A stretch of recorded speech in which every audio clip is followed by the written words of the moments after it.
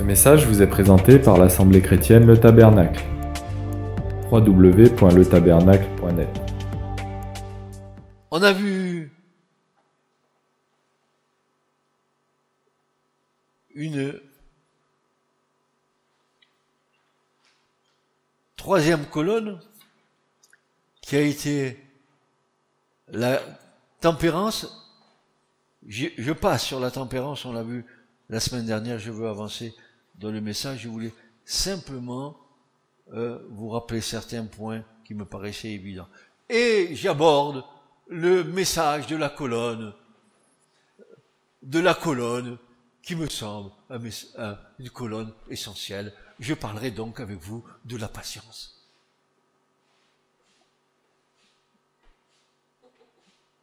La patience. Oh, la patience. Ou plutôt, la constance. Ou plutôt, la persévérance.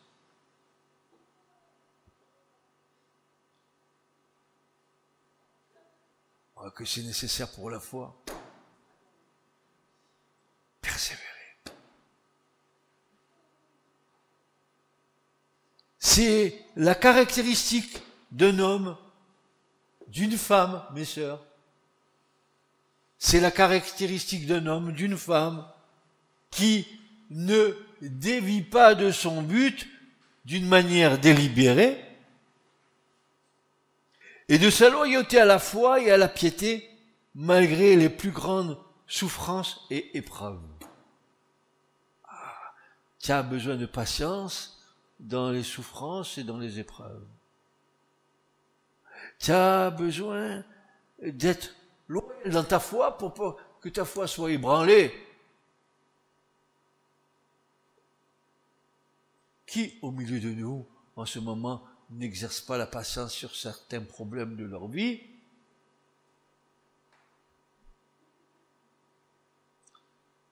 Dites avec moi, j'ai besoin de patience. J'ai besoin de patience. Amen, amen. Et je trouve que vous êtes très timide ce matin. J'ai besoin de patience. J'ai besoin de patience. Amen, amen. Qu'il en soit ainsi. Demandez et vous allez recevoir. Mais vous allez recevoir, ça va pas vous tomber comme une caillerottie du ciel. Attendez, Dieu va s'occuper de vous pour forger la patience en vous.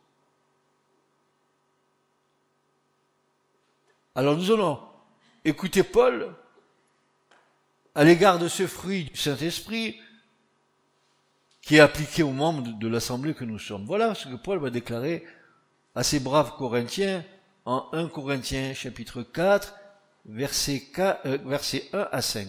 1 Corinthiens 4, versets 1 à 5. Paul déclare que tout homme pense ainsi à notre égard, qui nous tiennent pour des serviteurs de Christ et pour des administrateurs des mystères de Dieu. Du reste, frères et sœurs, regardez ce que Paul dit. Du reste, ce qui est requis dans des administrateurs, c'est qu'un homme soit trouvé fidèle. Fidèle. Mais il m'importe fort peu à moi que je sois jugé par vous, ou de jugement d'homme. Et même je ne me juge pas moi-même, car je n'ai rien sur ma conscience. Mais par là, je ne suis pas justifié quand même. Mais celui qui me juge, c'est le Seigneur. Ainsi, dit Paul, ne jugez rien avant le temps, jusqu'à ce que le Seigneur vienne, qui aussi mettra en lumière les choses cachées des ténèbres, et qui manifestera les conseils des cœurs, et alors chacun recevra sa louange de la part de Dieu. Dites-moi, frères et sœurs, quand vous lisez ces versets, moi, mon cœur, il tressaute de joie de voir un homme tel que Paul, qui a été inspiré par le Saint-Esprit et qui a été capable de nous écrire de telles choses. Quand il dit « je me recrée en vous », moi, ça me parle. Je sais pas ce que ça fait en vous, mais moi, ça me... Ce que dit Paul là, ça me... ce qui est requis dans la foi, dans la marche, dans l'Église, c'est qu'un homme soit trouvé fidèle.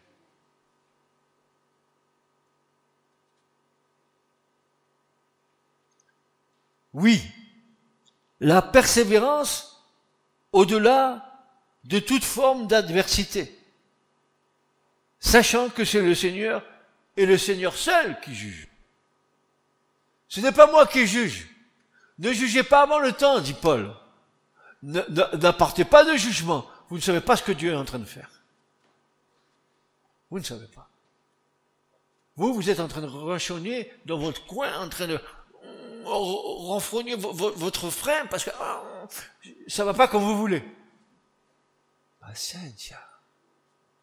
Patience. Patience. Maintenant, le Seigneur est pour une grande part à observer cette patience formée en nous, cette persévérance. Regardez les exemples de Noé. Regardez les exemples d'Abraham. Dis donc, Abraham, il n'a pas fallu qu'il ait de la patience que Dieu lui dit, je vais te donner un fils. Oh là là là là, oh là là, 90 ans, 99 ans, oh là là, ici on dirait dans le midi, tu galèges, quoi, qu'est-ce que tu me racontes là, 99 ans, mais la machine elle est cassée. C'est irrémédiable. Mais moi je vous dis qu'à Dieu, rien n'est impossible. Car tout est possible à celui qui croit.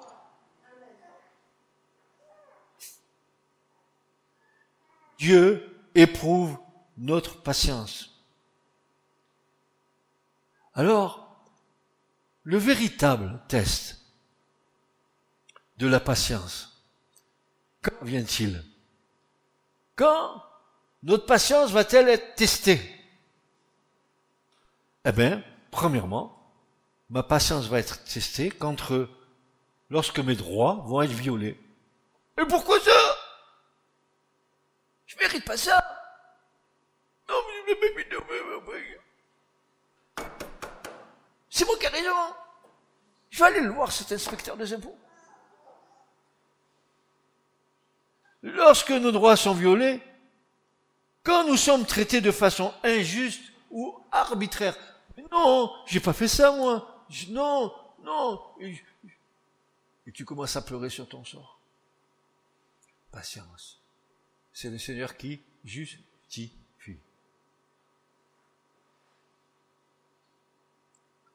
La Bible, cependant, loue la patience comme un fruit de l'esprit. Vous trouvez ça dans Galates 5, 22. Les frères nous ont enseigné là-dessus, n'est-ce pas? Qui devrait être produit dans la vie de tous les disciples de Christ. Si le Saint-Esprit vit en nous, l'Esprit de Dieu va nous aider à édifier cette colonne de la patience. Patience les uns envers les autres. Et surtout, parfois, patience envers moi-même.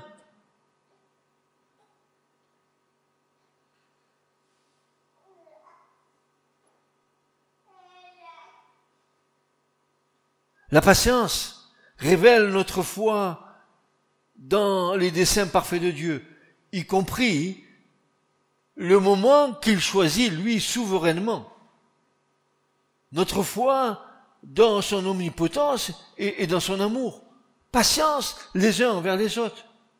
La patience dans l'épreuve de notre foi, bien plus précieuse que l'or périssable, dira Pierre.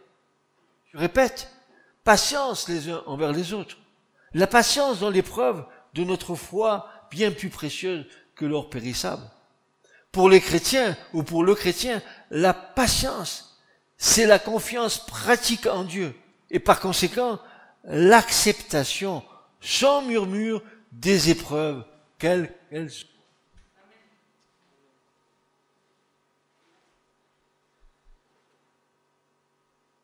À quoi te sert-il de regimber? C'est bien dans l'écriture, n'est-ce pas? À quoi te sert-il de pétarader? À quoi te sert-il de pester?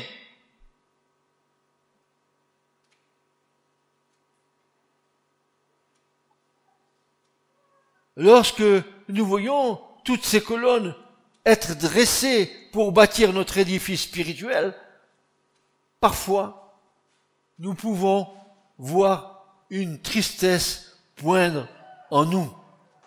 Car si nous sommes vrais, nous avons cette capacité de nous juger nous-mêmes sans concession à l'égard de notre moi.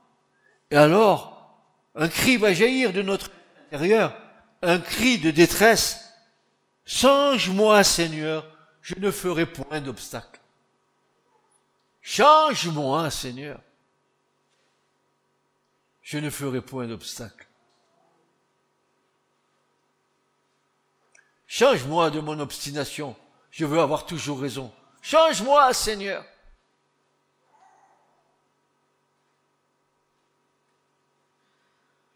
Change-moi, Seigneur, de mon impatience. Je veux tout de suite. Apprends-moi à patienter.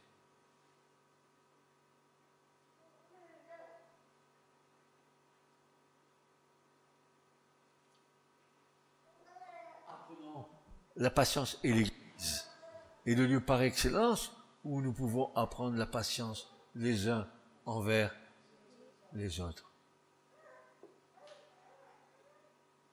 Dans l'Église du Seigneur, nous allons plus volontiers avec ceux avec lesquels nous nous entendons bien, mais avec les autres, quand ça coince un petit peu, est-ce que notre patience est la même qu'avec ceux avec lesquels nous nous entendons bien? Alors parfois peut-être, vous savez, la démarche fantastique de dire, si je manque de patience avec une sœur ou avec un frère, je vais vers lui et je lui dis, mon frère, je te demande pardon, je manque de patience envers toi. Là, vous allez faire tomber des armes. Il va y avoir des redditions.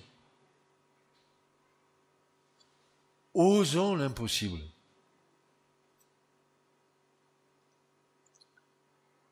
Et puis, une autre colonne, la piété.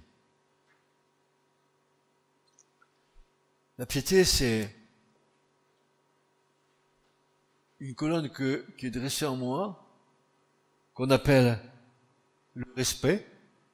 Si cette colonne n'est pas dressée en moi, je ne respecterai pas Dieu et je ne me respecterai pas non plus. La vénération, la piété et la vertu qui nous ayant séparés des souillures du monde, nous unissent à Dieu pour et par la sainteté. Je répète, la piété, la vertu qui, nous ayant séparés des souillures du monde, nous unit à Dieu par la sainteté. C'est une manière de vivre qui honore Dieu. Elle s'enracine dans une attitude de révérence, de soumission et d'obéissance à l'égard de Dieu. Elle concerne la séparation d'avec le monde et la consécration à Dieu. Ça, c'est la piété.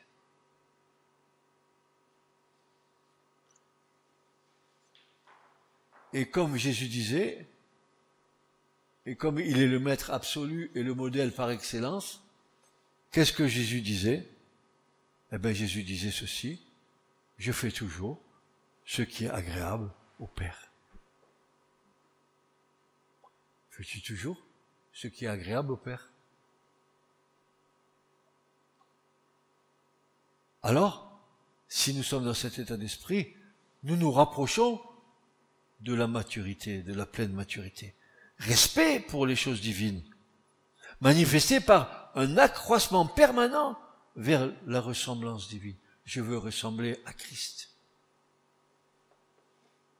Christ en moi, l'espérance de la gloire. Tel il est, tel nous serons.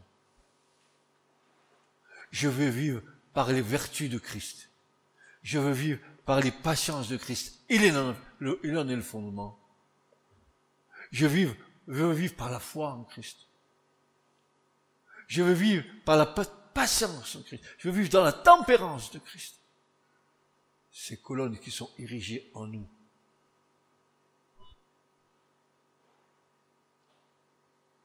La piété n'est pas une option à la vie chrétienne. Tout enseignement biblique doit avoir la préoccupation de susciter la piété. Pour Paul, l'une des caractéristiques des fausses doctrines est de ne pas être conforme à la piété. Toute fausse doctrine et toute caractéristique de secte n'est pas conforme à la piété. 1 Timothée 6, versets 3 à 4. La connaissance de la vérité est selon la piété, c'est-à-dire la piété est l'expression normale et nécessaire de la vérité que nous avons reçue. Je répète, la piété est l'expression normale et nécessaire de la vérité que nous avons reçue. Nous avons reçu la vérité, nous vivons maintenant selon la piété de la vérité.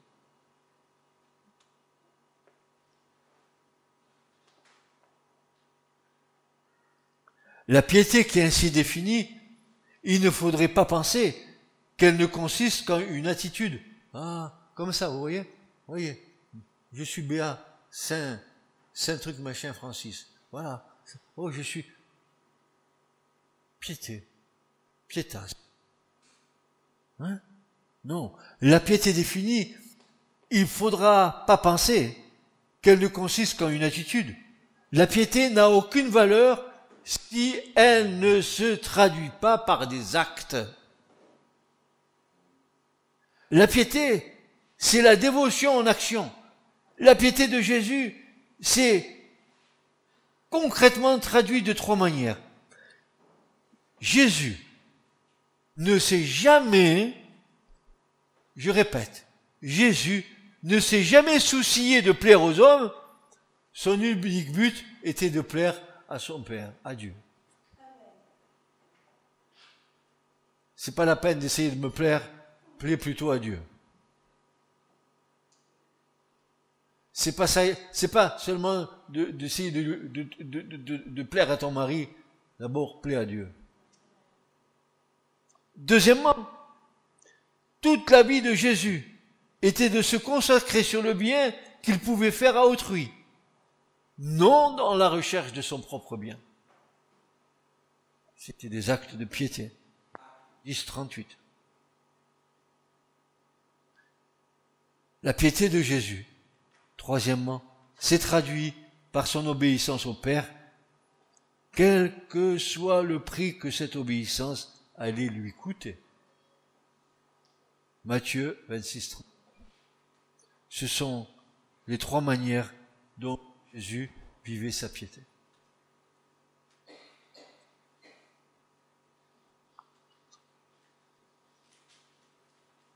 Vous connaissez cet passage de l'Évangile qui est magnifique, où la petite Marie vient présenter Jésus.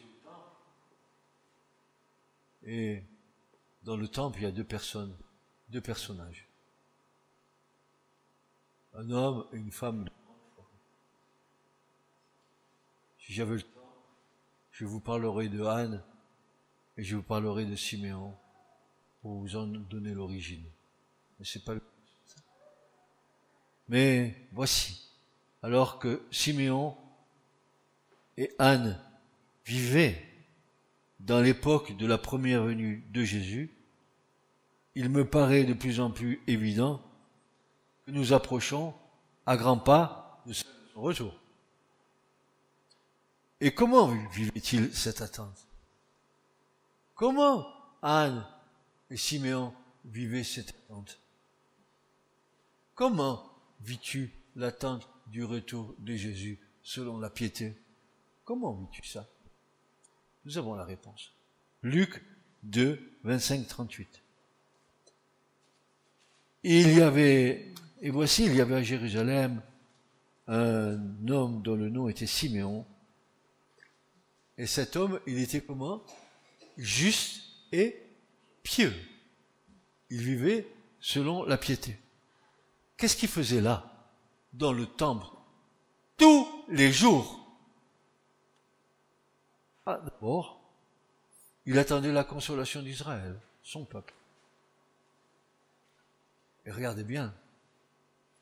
Et l'Esprit Saint était sur lui. C'est mieux.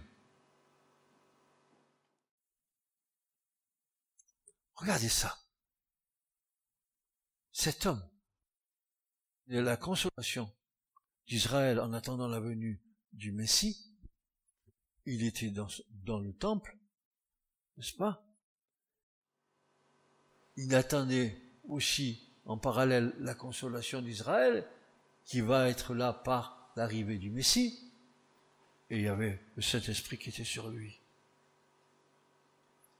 Il avait été averti divinement par l'Esprit Saint qu'il ne verrait pas la mort que, premièrement, il n'eût vu le Christ du Seigneur. Ah! Il était là. Il attendait la consolation d'Israël. Il était dans le temple.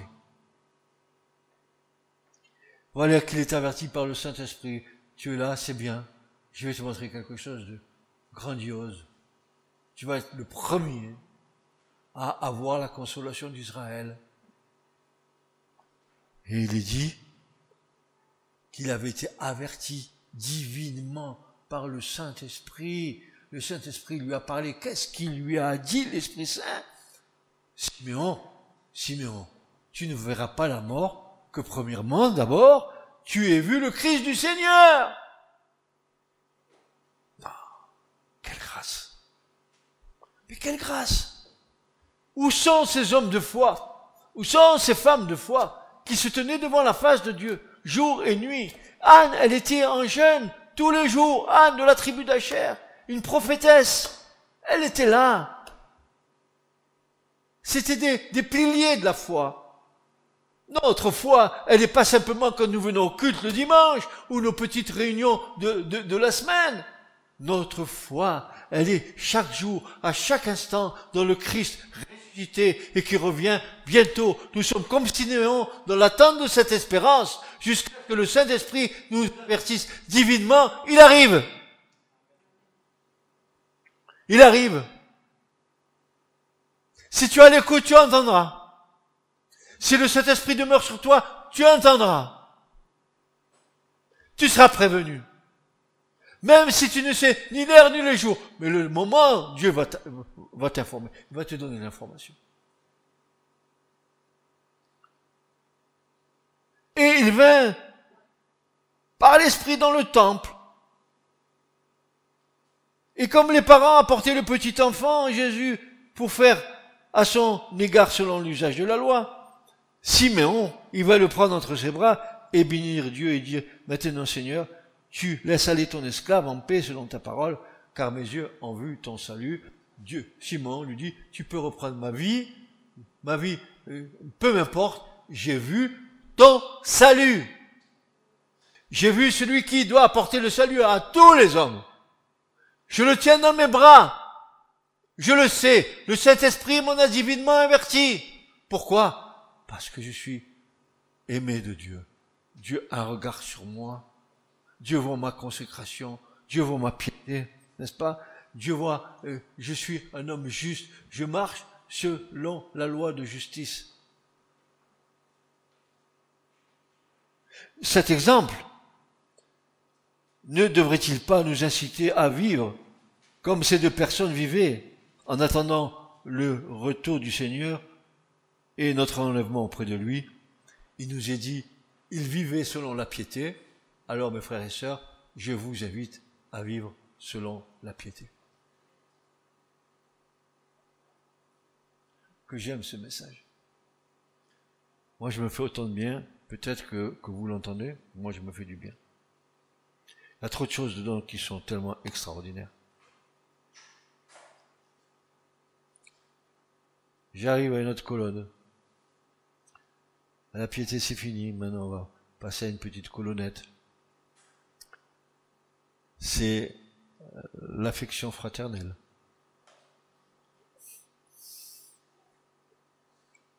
Il va y avoir quelques sourires malicieux au coin des lèvres.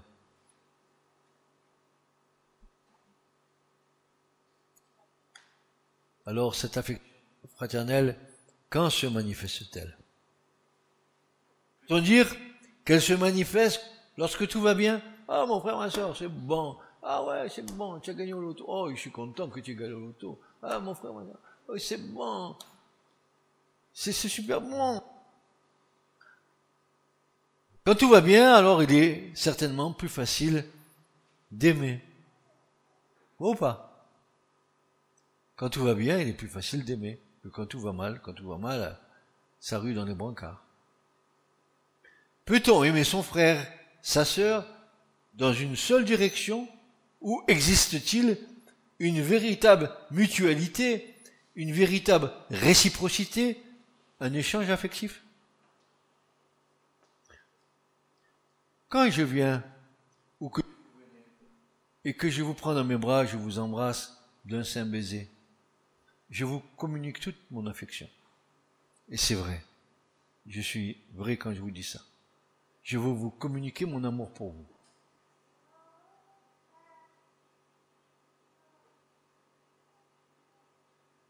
On ne peut réellement aimer sans connaître l'autre. Sans avoir partagé avec lui ou avec elle ses peines, ses joies. Sans avoir créé une base relationnelle dans l'amour. Non pas l'amour humain, mais l'amour de l'esprit répandu dans nos cœurs. Aimer l'autre simplement parce qu'il ou elle aime Dieu. Et cela se voit, se vit, se partage. Paul s'écria, regardez ce que Paul dit, que votre amour soit sans hypocrisie. Romains 12, verset 9. Ah, je t'aime mon frère. Tu tournes, il te fout un coup de couteau dans le dos. Il a parlé à l'autre. Ah, tu sais.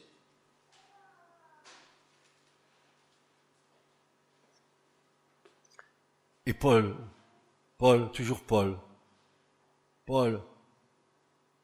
de renchérir dans Romains 12 et verset 10. Quant à l'amour fraternel, ben soyez pleins d'affection. C'est un chérissement, les uns pour les autres. Quant à l'honneur, étant les premiers à le rendre aux autres, ne sois pas jaloux de ce que ton frère a des talents et qu'il les exerce. Au contraire, réjouis-toi que Dieu l'ait orné. Hein? C'est bien mieux de se réjouir comme ça, n'est-ce pas?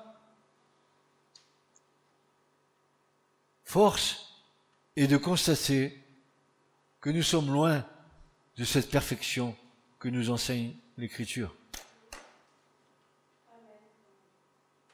Notre déséquilibre spirituel vient du fait que les différentes colonnes de notre maturité spirituelle ne croissent pas de la même manière. Car la croissance de ces colonnes est soumise à notre obéissance.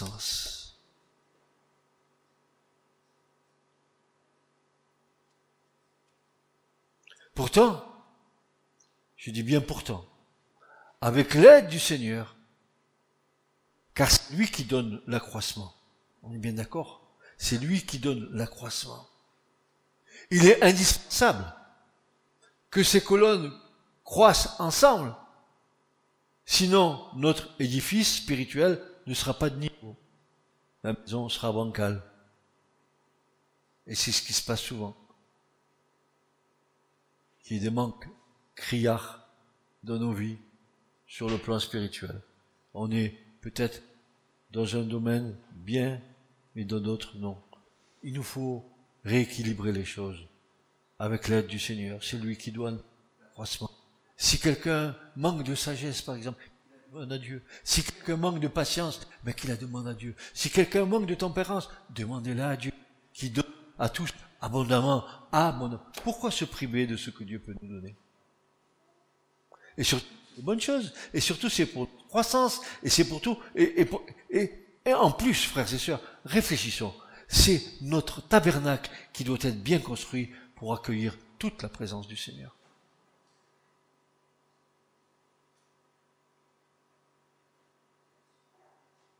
Il est indispensable que ces colonnes croissent ensemble, sinon notre édifice spirituel ne sera pas de niveau. Il ne sera pas prêt à affronter le fil à plomb. Si je mets le fil à plomb et que je mesure mon édifice, tu vas voir que l'édifice il va partir comme ça, si les colonnes elles sont pas en pleine croissance, le Seigneur le veut.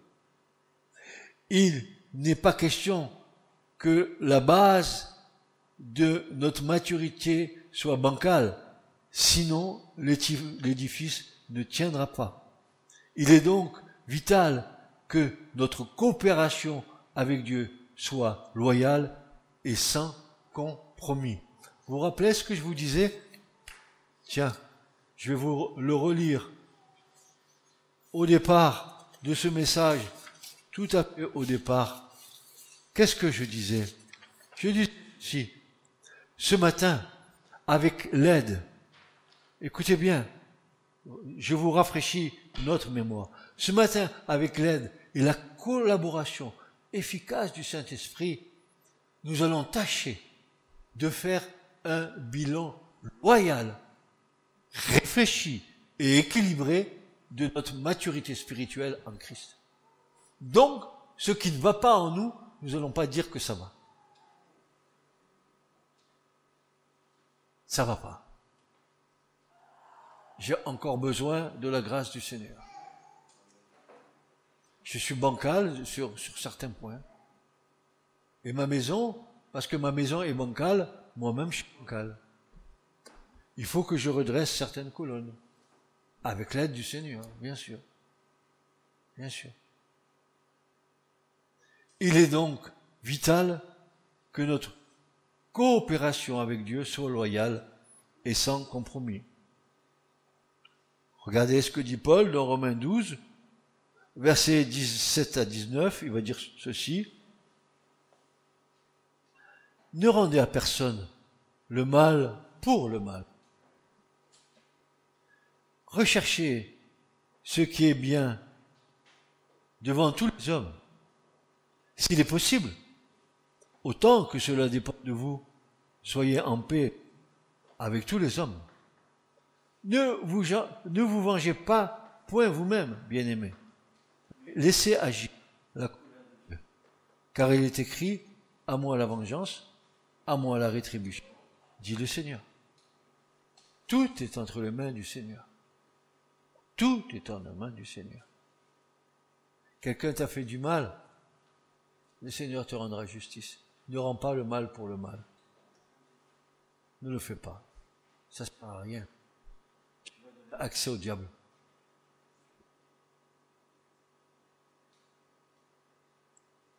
Maintenant, nous allons nous souvenir ce que Paul nous enseignait dans Éphésiens chapitre 4 et verset 16.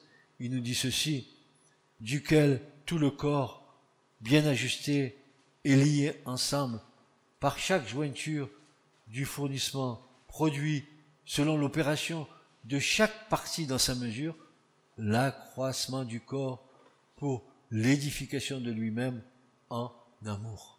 En amour. Voyez, le but ultime, c'est notre stature parfaite en Christ. Nous collaborons avec Dieu pour arriver à ce but-là.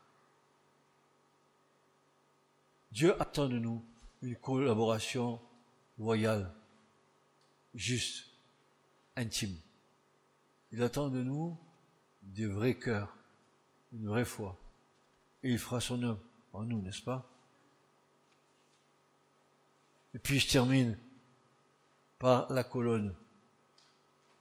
La colonne que j'appelle la 8e colonne, sur lesquelles toutes les autres, malgré qu'il y ait le fondement en Christ, il faut bien que le fondement démarre par Jésus, qui est amour, et que l'édifice se termine par la colonne, que j'appelle la colonne de l'amour. Ça commence par l'amour, et ça finit par l'amour. La pierre d'angle, Un édifice, frères et sœurs, tu peux construire des colonnes dedans, mais il faut ensuite que ça soit tout ça uni par une toiture. Et dans le temple, pour soutenir les colonnes qu'il y avait dans le temple, comme Boaz, comme Joachim, dans le temple de Salomon, il y avait une pierre d'angle. Cette pierre d'angle, on appelait roche pina, roche tête, tête de coin, ou even pina, qui soutient tout l'édifice de notre maturité spirituelle. Et grâce à qui nous lie à la tête, qui est Christ. Qu'est-ce qui me lie à la tête qui est Christ? C'est l'amour. C'est l'amour. Toutes les autres vertus qui sont là, elles ne seraient rien sans l'amour. Rien. Mais rien.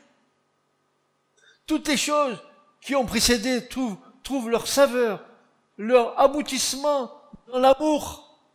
Tout. Si tu veux avoir une patience, tu vas trouver cette saveur dans l'amour que Dieu te donne pour arriver à ce que la patience soit engendrée en toi et qu'elle grandisse en toi.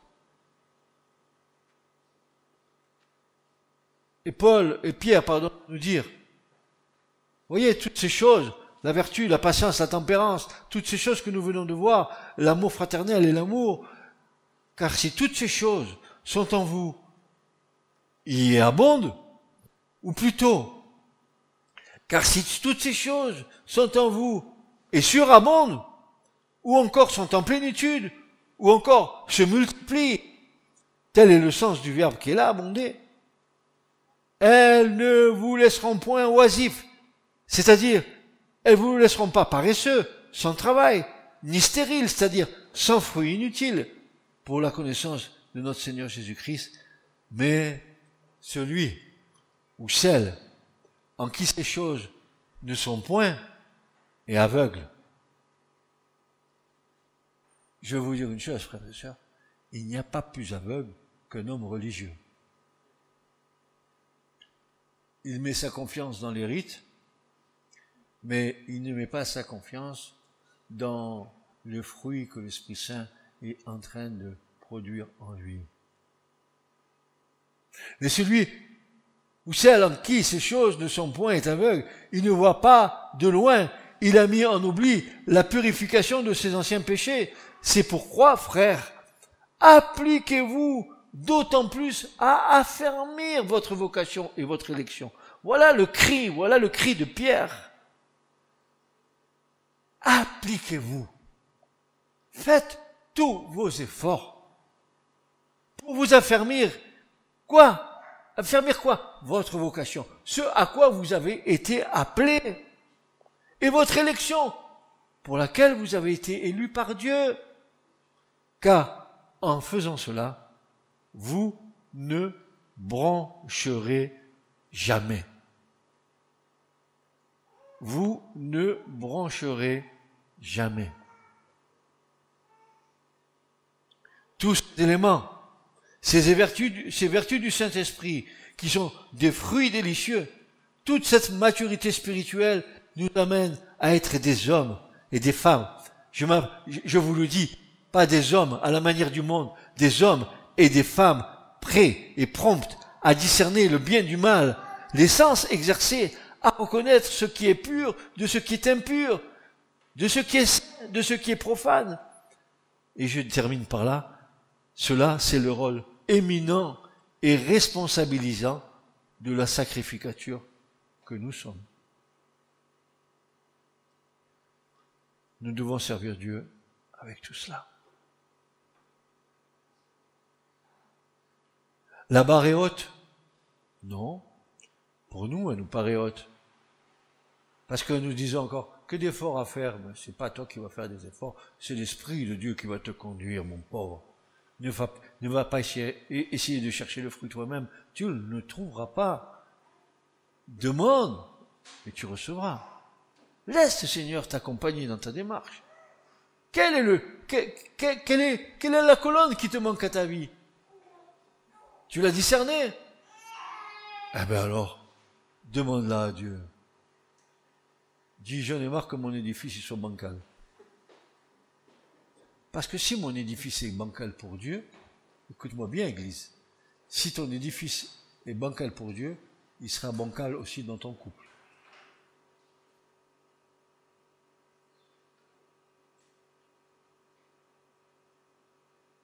Ou alors, s'il n'est pas bancal dans ton couple, c'est parce que tu fais des efforts pour plaire à ton épouse, mais tu fais des efforts humains, et non par le Saint-Esprit.